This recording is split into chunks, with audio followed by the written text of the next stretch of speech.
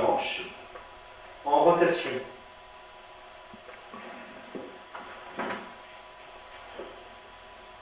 On l'avait revu en cours l'autre jour. Donc ce que je voudrais, moi, c'est que vous soyez un petit peu à l'aise dans ce genre de technique et que vous puissiez les enchaîner les unes avec les autres, et qu'en même temps, vous soyez efficace. Et que vous soyez capable de sentir quelles sont les zones de restriction de mobilité. Alors ça dépend des patients. Il n'y a qu'en explorant la mobilisation que vous pouvez le savoir, et vous allez peu à peu, comme ça, accentuer votre mobilisation dans les secteurs où vous sentez que les tissus résistent un petit peu, tout simplement. C'est ça le principe du TGV. C'est de chercher les tensions et de les traiter. Alors en l'occurrence, là, c'est une technique très simple en rotation. Voilà. On a très souvent des douleurs ici de la capsule antérieure de hanche, douleurs inguinales, qui peuvent correspondre à des rétractions capsuloïdes diamantaires, qui concernent soit donc la capsule articulaire, soit le ligament inguinal. Vous allez tranquillement rechercher par la palpation le grand trochanter. Vous cherchez tranquillement, voilà. Et vous allez prendre un contact en arrière du grand trochanter. Avec votre éminence ténare, le poing est refermé, posé sur la table. Vous cherchez un contact pas trop dur, pas trop désagréable, et vous allez commencer votre mobilisation en rotation externe. Voilà. Et vous essayez petit à petit, dès que vous sentez que le patient se relâche un petit peu, vous allez accentuer un petit peu votre mobilisation.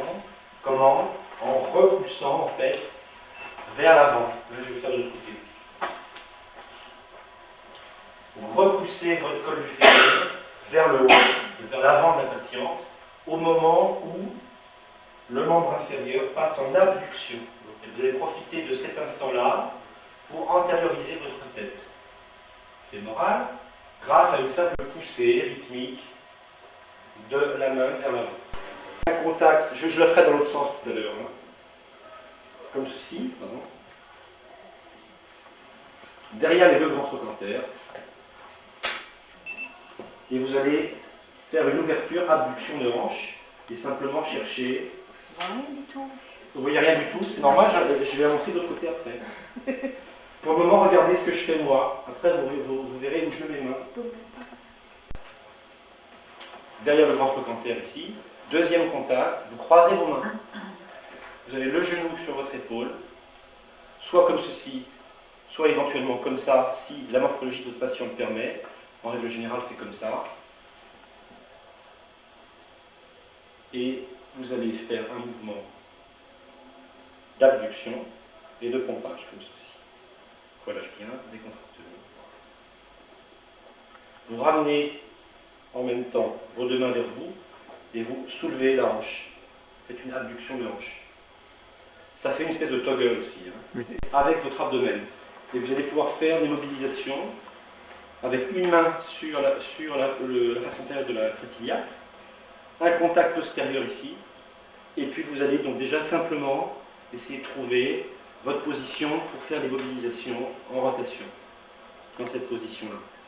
D'accord? Au début, vous commencez par des mouvements de petite amplitude, dans un sens, puis dans l'autre.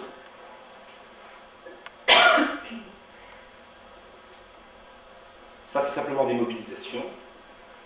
Mais vous pouvez également, dans cette position, traiter, par exemple, des tensions au niveau du droit antérieur. Vous pouvez faire une mobilisation, relâche bien, en extension. Vous allez fixer ici votre crête iliaque plutôt dans un mouvement d'ascension, et puis votre cuisse dans un mouvement de descente, d'extension.